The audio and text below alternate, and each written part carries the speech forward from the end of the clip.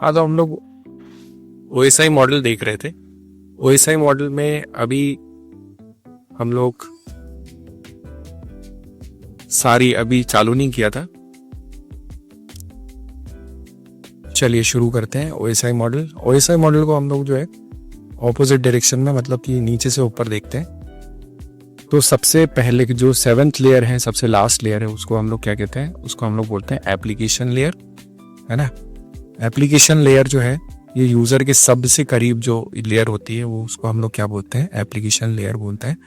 इसी की सहायता से हम लोग क्या करते हैं? इंटरेक्ट कर पाते हैं। जो यूजर है वो जो सिस्टम से इंटरेक्ट कैसे करेगा? तो एप्लीकेशन लेयर से ही करेगा।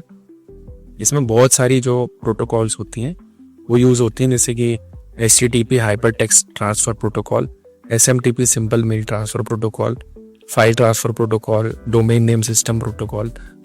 ये सारी हैं, ये क्या है? ये प्रोटोकॉल होती हैं। इसी में एक SMTP होती है जो कि सिंपल मेल ट्रांसफर प्रोटोकॉल है ना। सिंपल मेल ट्रांसफर प्रोटोकॉल हम लोग क्यों यूज करते हैं? तो हम लोग यूज करते हैं simple mail transfer protocol email send करने के लिए। ये क्या करता है? SMTP मेल जो है वो सर्वर, जब सेंडर मेल भेजता है तो वो क्या करता है? उसको सर्वर पे भेज देता है। फिर सर्वर जो रिसीविंग साइड है उस सर्वर पर पे जो है सर्वर भेज देता है और रिसीवर को रिसीव हो जाता है। तो ये काम होता है SMTP का। SMTP केवल किसको जो है सपोर्ट करती है? तो ये केवल जो है टेक्स्ट को सपोर्ट करती है ना। 7 बिट का जो टेक्स्ट होता है उसको ही जो है SMTP सपोर्ट करती है ना। आउटगोइंग मेल के लिए होती है। और इसमें जो पोर्ट होता है, TCP पोर्ट जो इसमें यूज होता है वो होता है 25 और 587। इससे जो यहाँ से डेटा जाता है वो क्या होता है? रिलायबल होता है। तो जो डेटा है वो सेफली जो है रिसीवर तक के पहुंच जाता है SMTP के थ्रू। ठीक है, इसी में कुछ क्वेश्चन देख लेते हैं। Which of the following protocol TCP/IP handles the exchange of messages between email services on the network? तो कौन सी ऐसी प्रोटोकॉल है जो कि ईमेल सर्विसेज के लिए नेटवर्क पे यूज की जाती है? तो हम लोगों ने देखा SMTP जो है उसको हम लोग यूज करते हैं ईमेल के लिए, है ना।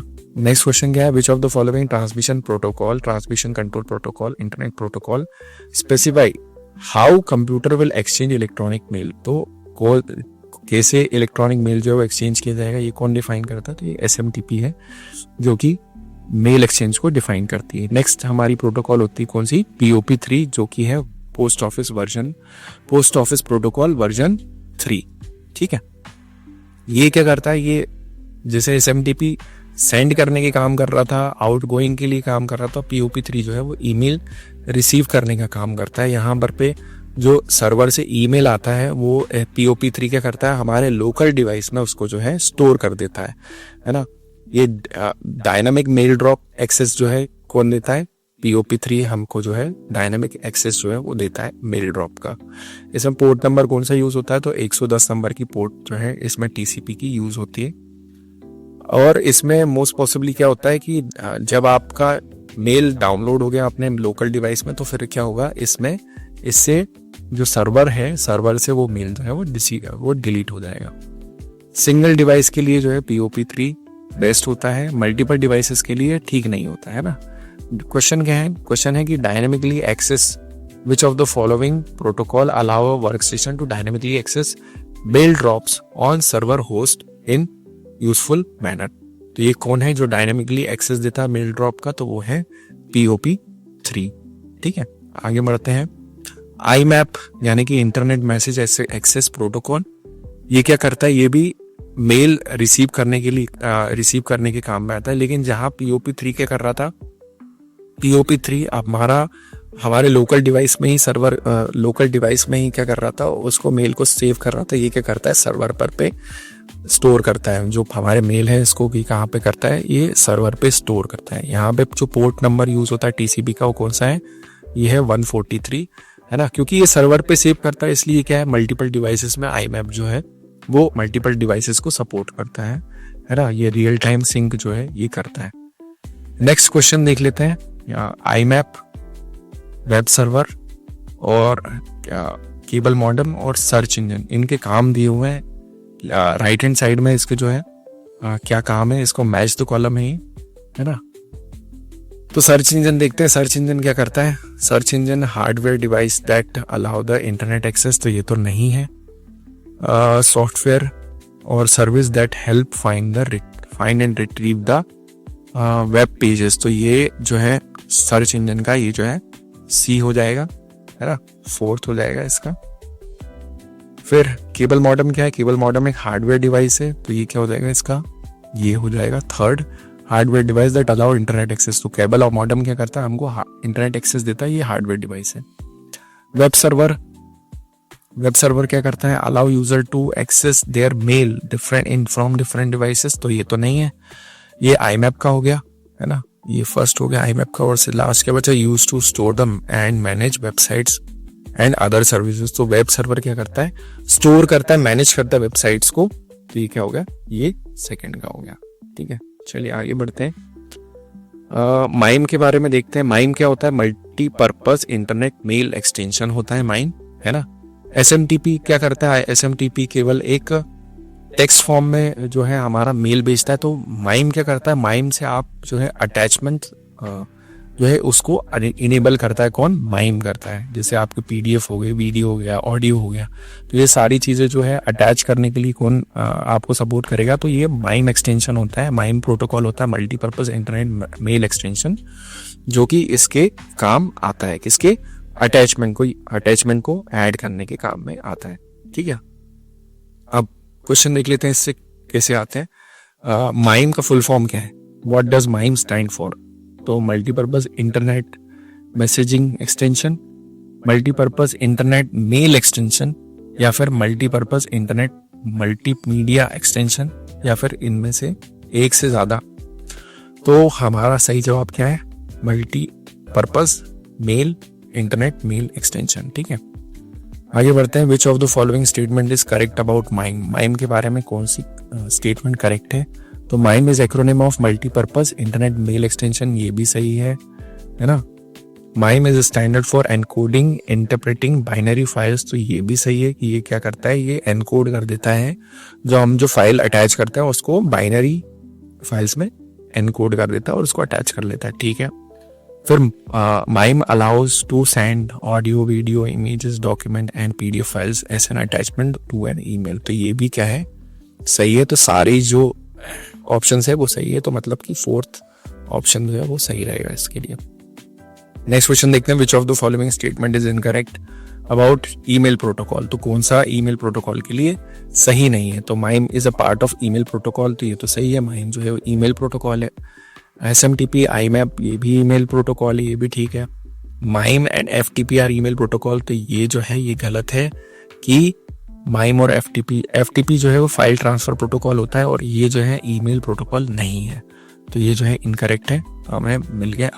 SMTP और POP3 जो है ये भी क्या है, ईमेल प्रोटोकॉल है, तो ये भी सही है।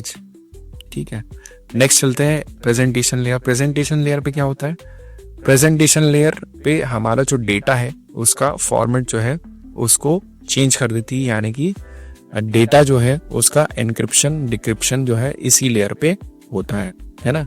यहीं पे डेटा जो है उसको कंप्रेस किया जाता है। हम लोग व्हाट्सएप यूज करते हैं, व्हाट्सएप का जो एनक्रिप्शन मैसेजेस होते हैं वो किस लेयर पे एनक्रिप्ट होते हैं, तो प्रेजेंटेशन लेयर पर पे एनक्रिप्ट होते हैं। यहीं पे ASCII का जो बिट फॉर्म में 7 बिट का जो टेक्स्ट होता है वो कहाँ पे हमको मिलता है, प्रेजेंटेशन लेयर पे मिलता है। जो JPEG है वो कहाँ पे काम करती है, प्रेजेंटेशन लेयर पे।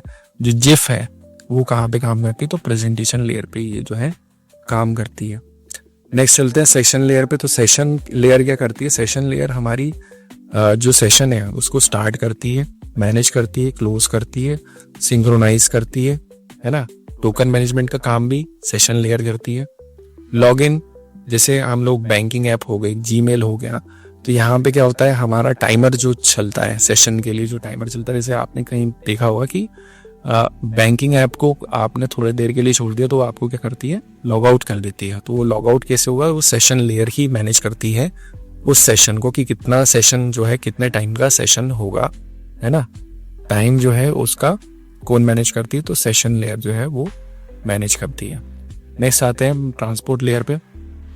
ट्रांसपोर्ट लेयर क्या करती है, डेटा को सेगमेंट में डिवाइड कर देती है, यानी छोटे छोटे सेगमेंट में तोड़ देती है, और एरर चेकिंग का काम यहाँ पे होता है। इसी को हम क्या बोलते हैं, ओएसआई लेयर की हार्ट जो है ओएसआई लेयर का, उसको किसको बोलते हैं, ट्रांसमिशन लेयर जो है, फोर्थ जो ट्रांसपोर्ट लेयर है, उसको हम लोग क्या बोलते हैं, हार्ट ऑफ ओएसआई मॉडल। यहीं पे क्या होता है, पॉइंट टू पॉइंट कम्युनिकेशन होता है, एंड टू एंड कम्युनिकेशन होता है। कहाँ पे, ट्रांसपोर्ट लेयर पे। जो डिवाइस यहाँ पे मेनली यूज होता है वो कौन सा होता है, गेटवे। और यहाँ पे जो प्रोटोकॉल्स हैं टीसीपी और यूडीपी जो है वो इसी ट्रांसपोर्ट लेयर पर पे ही जो है प्रेजेंट होती है। कहाँ पे प्रेजेंट होती है, तो ट्रांसपोर्ट लेयर पे ही जो है टीसीपी यूडीपी जो है ये प्रेजेंट होती है ट्रांसपोर्ट लेयर पे। टीसीपी जो है वो रिलायबल होता है ना। टीसीपी और यूडीपी में क्या डिफरेंस है, तो टीसीपी जो है वो रिलायबल होता है, यानी कि आपका जो डेटा है वो गारंटी डिलीवर होगा, है ना। अगर टीसीपी है तो वहां पर पे क्या होगा, गारंटी डिलीवर होगा। जबकि यूडीपी क्या होता है, यहाँ पे गारंटी डिलीवरी जो है वो नहीं होती है ना। हो भी सकती है और नहीं भी हो सकती है, लेकिन रिलायबल नहीं होती। टीसीपी जो है ये आपका फास्टर होता है, यूडीपी जो है वो टीसीपी जो है वो आपका स्लो होता है, जबकि यूडीपी जो है वो आपका कैसा होता है, फास्टर होता है। ठीक है, स्पीड ज्यादा है, लेकिन जो डेटा है वो पहुंचेगा कि नहीं है उसकी गारंटी नहीं है। क्वेश्चन देख लेते हैं इस पे कि विच of the following is not a common hardware port. तो कौन सा हार्डवेयर पोर्ट नहीं है, तो इसमें देखिएगा इन 4 ऑप्शन में टीसीपी पोर्ट ही है जो कि हार्डवेयर पोर्ट नहीं है। ये क्या होता है, ये एक सॉफ्टवेयर पोर्ट होता है। ठीक है, What does the term TCP/IP means? TCP/IP का मतलब क्या होता है, transmission control protocol, internet protocol. तो सेकंड ऑप्शन ये जो है सही है। TCP क्या होती है, TCP एक कनेक्शन ओरिएंटेड होती है, और UDP जो होती है वो कनेक्शन लेस होती है। तो देख लेते हैं, तो कनेक्शन ओरिएंटेड, कनेक्शन लेस, तो ये फर्स्ट ऑप्शन जो है बिल्कुल सही है। नेक्स्ट चलते हैं, क्या बोल रहा है, with respect to the TCP/IP model what is the full form of UDP। तो उसको हम लोग बोलते हैं यूजर डेटाग्राम प्रोटोकॉल। तो ये थर्ड ऑप्शन बिल्कुल ठीक है। What is used in TCP to send and receive data. तो TCP में डेटा को सेंड और रिसीव करने के लिए हम लोग क्या यूज करते हैं, बाइट स्ट्रीम का यूज करते हैं। ठीक है, ये भी बहुत इंपॉर्टेंट है, इसको जरूर से देखना। तो TCP प्रोवाइड करता है data stream between remote application. कैसे करता है, तो रिलायबल और 2 वे में जो है ये डेटा स्ट्रीम जो है वो प्रोवाइड करता है। ठीक है, कम्युनिकेशन इन अ TCP का कम्युनिकेशन किस टाइप का होता है, तो वो होता है फुल डुप्लेक्स, है ना। आप डेटा सेंड भी कर सकते हो और रिसीव भी कर सकते हो, है ना। TCP/IP किस नेचर का होता है? क्या ये राउटर हार्डवेयर है, क्या ये प्रोटोकॉल है, क्या ये राउटर सॉफ्टवेयर है, क्या ये ईमेल सर्विस है? तो ये क्या है, एक प्रोटोकॉल है। ठीक है, चलिए नेक्स्ट आते हैं। TCP वर्सेस UDP देख लेते हैं, इन दोनों का कंपैरिजन देख लेते हैं। तो TCP जो होता है ये क्या होता है, कनेक्शन ओरिएंटेड होता है, जबकि UDP जो है कनेक्शन लेस होता है। यहाँ पे TCP में जो डेटा की डिलीवरी है वो गारंटीड होती है, जबकि UDP में गारंटीड नहीं होती। TCP में जो स्पीड होती है TCP की वो कैसी होती है, स्लो होती है, जबकि UDP की फास्ट होती है। एरर चेकिंग यहाँ पर पे TCP में तो होती है, और वो चेकिंग ऐसी करता है कि अगर कोई डेटा मिस हो गया है तो वहां पे जो अगर कोई डेटा मिस हो गया है तो TCP उसको दोबारा से भेज देता है। ठीक है, दोबारा भेज देता है ना। इस तरीके की एरर चेकिंग होती है। जबकि UDP में अगर कोई डेटा मिस हो गया है तो उसको वो मिस ही रहता है, उसको ये वापस से रिट्रीव नहीं करता है ना। डेटा सेगमेंट देखें तो यहाँ पर पे जो डेटा यूनिट है TCP में कैसा होता है, सेगमेंट के फॉर्म में होता है, जबकि UDP में कैसा होता है, डेटाग्राम के फॉर्म में होता है। OSI लेयर देखें तो यहाँ पे TCP और UDP दोनों ही ट्रांसमिशन लेयर पे ही काम करते हैं ना, दोनों एक ही लेयर पे काम करते हैं। TCP फाइल ट्रांसफर में यूज होती है, ईमेल ट्रांसफर में यूज होता है ना। जबकि UDP जो है वो किस में, हमारा गेमिंग, स्ट्रीमिंग, वीडियो कॉल, इसमें जो है UDP जो है वो यूज होता है। अगर कोई पैकेट मिसिंग हो गया तो TCP क्या करता है, उसको दोबारा से भेजता है, ये है ना। ये भी बहुत इंपॉर्टेंट है। फिर नेक्स्ट देखते हैं कि नेक्स्ट लेयर कौन सी है, नेटवर्क लेयर। नेटवर्क लेयर क्या करती है, लॉजिकल एड्रेसिंग का काम करती है, यानी कि IP एड्रेस देती है नेटवर्क लेयर, है ना। और ये जो है बेस्ट पाथ जो है वो भी चूज करता है किसके लिए, डेटा के लिए, है ना। यहाँ पे जो नेटवर्क लेयर पे जो डिवाइस काम करता है उसका क्या, राउटर कहते हैं उसे, है ना। हमारे पास जो आईपी है वो कैसे होते हैं, 2 टाइप के होते हैं। एक तो होता है आईपीवी वर्जन 4 और एक आईपीवी वर्जन 6। आईपीवी 4 जो है वो 32 बिट का होता है और डॉटेड डेसिमल नोटेशन में होता है ना। और इसमें जो नंबर होते हैं वो 0 से लेकर के 255 के बीच में इसका जो है ऑक्टेट होता है ना। यानी कि 2 की पावर 8 वैल्यूज जो है, यानी 0 से लेकर के 255, तो टोटल कितने हो गए, टोटल हो गए 256, क्योंकि 0 भी है ना, तो ये टोटल नंबर कितने हो गए 256। लेकिन 0 से लेकर 255 तक की रेंज में ये जो है लेता है इसको, ठीक है। इस नेक्स्ट इसका क्वेश्चन देख लेते हैं, कौन सा इसमें वैलिड आईपी एड्रेस नहीं है। तो 100.100.100.100 ये तो सही है। 90.90.90.90 ये भी सही है। 10.10.10 ये भी सही है। कौन सा सही नहीं है, क्योंकि यहाँ पे 256 है और हमारी रेंज कहाँ तक की है, 255 तक की है, तो ये जो है ये सही आईपी एड्रेस नहीं है ना। आगे बढ़ते हैं, identify whether the following statement are true और फॉल्स। कौन सा जो है ट्रू और फॉल्स है। तो switching at the network layer on the internet uses the datagram approach to packet switching. Internet Protocol version 4 is a delivery mechanism used by TCP/IP protocol. An IPv4 address is represented by 8 bytes. तो पहला कह रहा है कि switching जो है network layer पे वो डेटाग्राम अप्रोच को यूज करती है। हाँ बिल्कुल सही है ना। फिर दूसरा कह रहा है कि इंटरनेट प्रोटोकॉल वर्जन 4 जो है वो डिलीवरी मैकेनिज्म है क्या। हाँ बिल्कुल डिलीवरी मैकेनिज्म है, ठीक है ना, डेटा की डिलीवरी करता है। IPv4 कितने बाइट का है, बोल रहा है 8 बाइट का। तो नहीं भैया, ये तो 4 बाइट का होता है। 32 बिट्स कितना हो गया, 32 bits is equal to 4 bytes, क्योंकि एक बाइट कितने का होता है,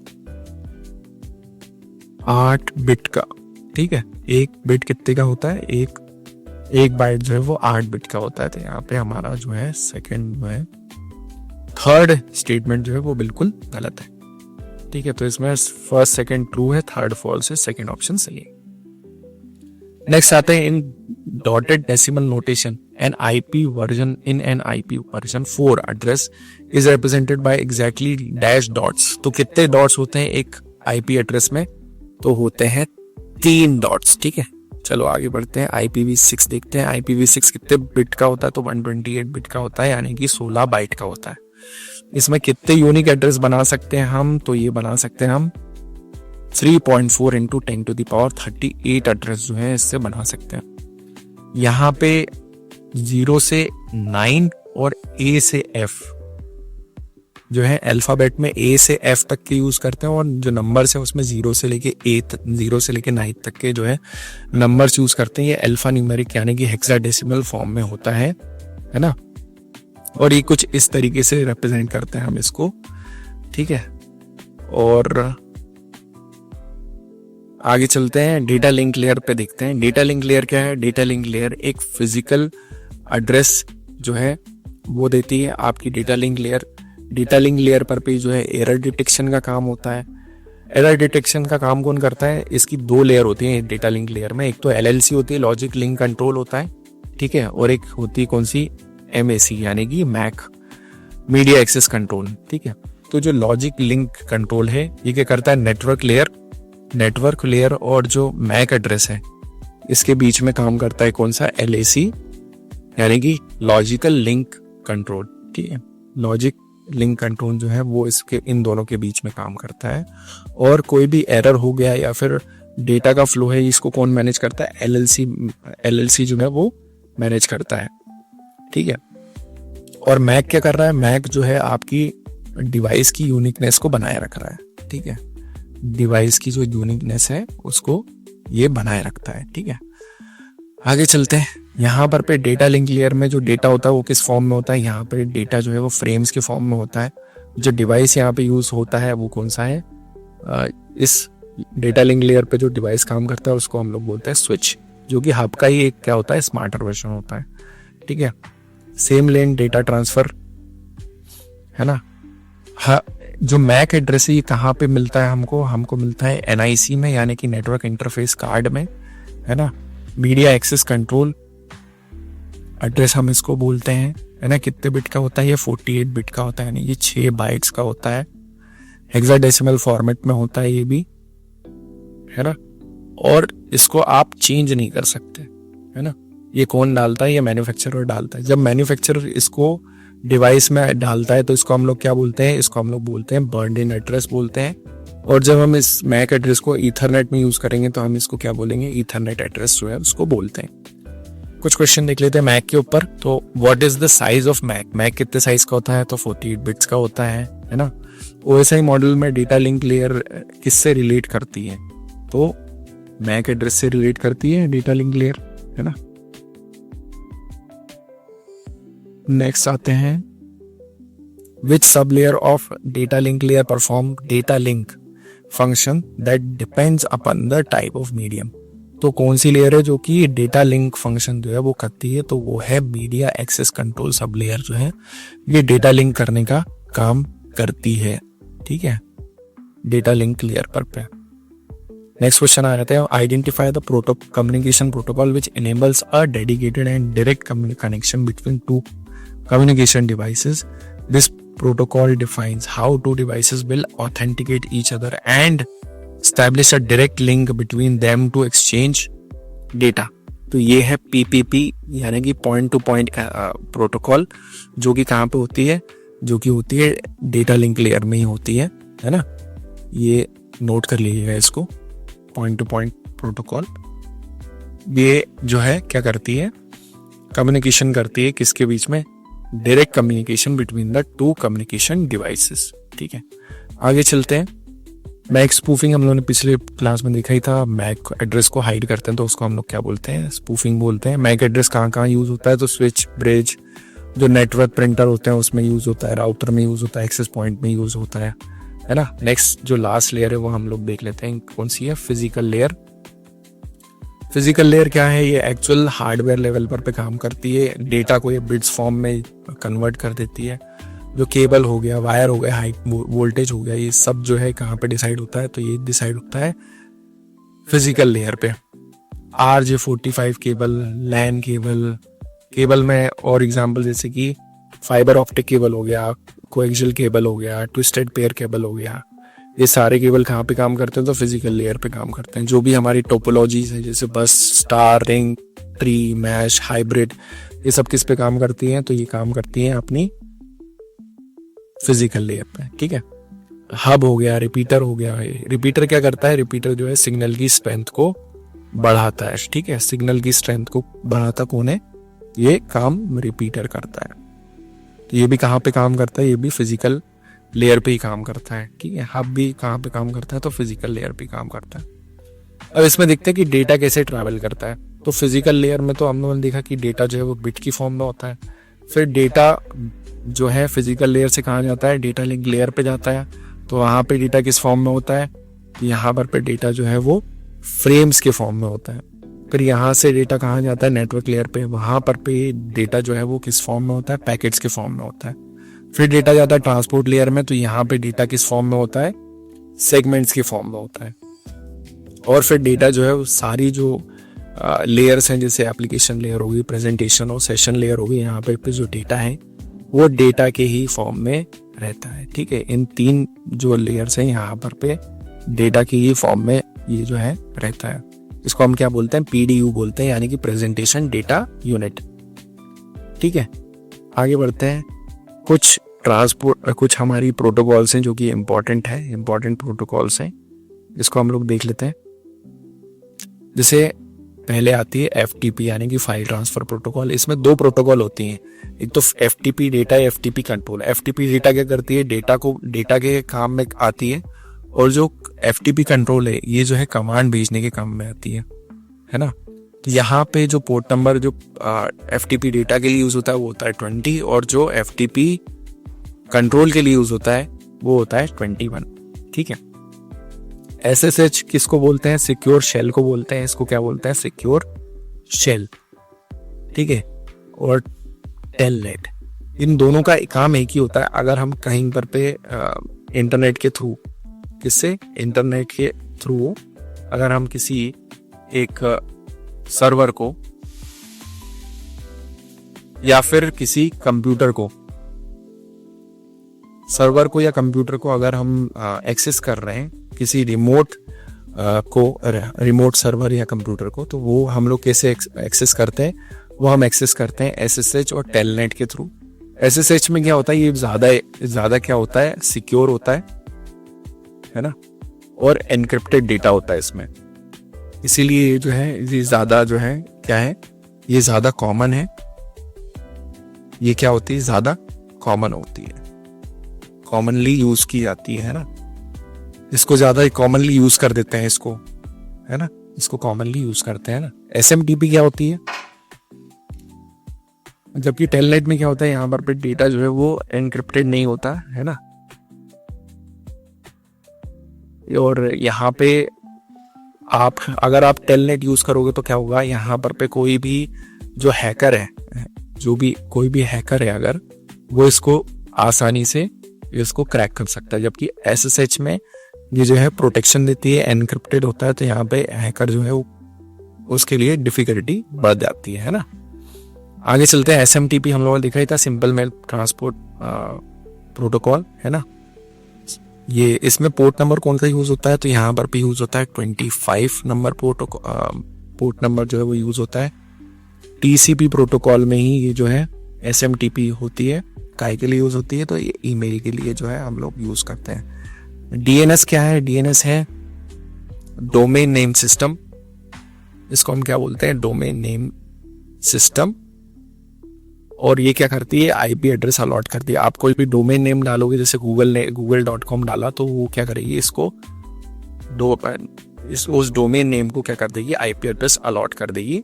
और वो क्योंकि कंप्यूटर जो है वो IP एड्रेस जानता है, वो डोमेन नेम नहीं जानता, तो वो IP एड्रेस को फिर वो क्या करता है, एक्सेस कर लेता है उसको, ठीक है। तो DNS का पोर्ट नंबर क्या होता है, 53। DHCP यानी कि डायनामिक होस्ट कॉन्फ़िगरेशन प्रोटोकॉल, ये किसको, कौन सी प्रोटोकॉल यूज करता है, ये UDP को यूज करता है, यूजर डेटाग्राम प्रोटोकॉल को यूज करता है। इसमें 2 पोर्ट होती है, एक तो क्लाइंट साइड की होती है, एक सर्वर साइड की होती है। सर्वर साइड की होती है 67 और क्लाइंट साइड की होती है कितनी, 60।